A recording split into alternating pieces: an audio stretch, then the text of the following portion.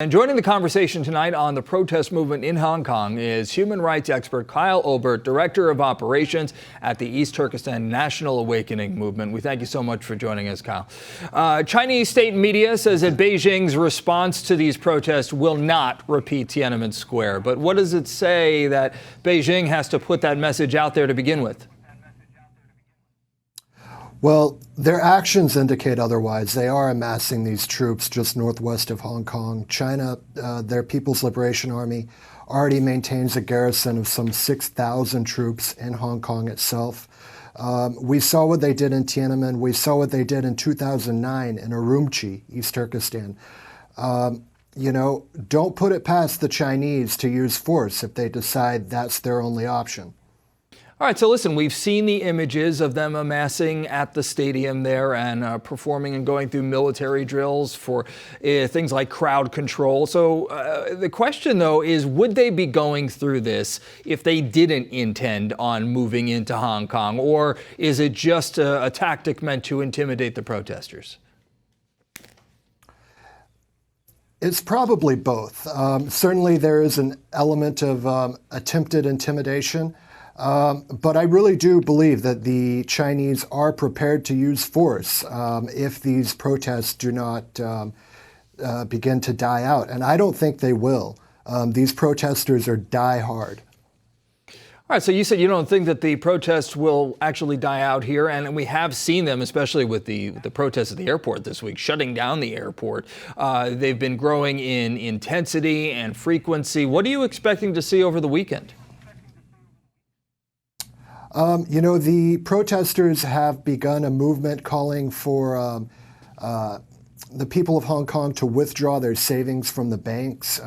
It is possible that you may see some kind of minor bank run. That would be my expectation, as well as continued demonstrations. It doesn't appear that the airport, that they'll be going back to the airport after the brutality that we saw by the police there. But they have a tactic. Their strategy is to be like water. And so wherever the Chinese try to stop them, they're going to pop up somewhere else.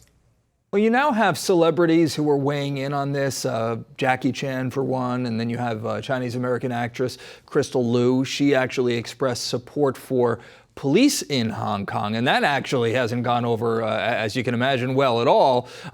Does this hurt the protesters? I mean, to have celebrities who are now weighing in on this, how does this look for them? This doesn't hurt the protesters at all. What this does is it shows that the Chinese regime has an advanced, sophisticated influence operation going on. They're attempting to malign the protesters and attempting to turn the public against them. But I think audiences in the West can see this for what it is, and they're not going to be fooled.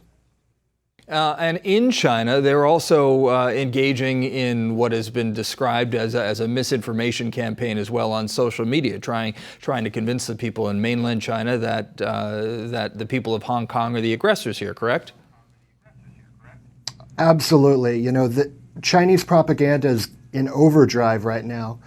They're trying to spin this however they can. They're calling these peaceful democracy demonstrators terrorists. And this is a tactic that they always resort to. And here in the West, we're not buying for it. Speaker Pelosi, Senate Majority Leader McConnell, and everybody across the aisle is realizing what's happening and that we have to stand with Hong Kong. Oh, listen, President Trump has voiced his concerns about all of this as well. You mentioned some of our congressional leaders here. What should Washington do now? What can Washington do to try and de-escalate things? Well, President Trump has done something very savvy. He has implicitly linked the trade deal to the humane resolution of the standoff in Hong Kong. But beyond that, we have other tools should things escalate. We have sanctions that we could apply against Chinese Communist Party officials.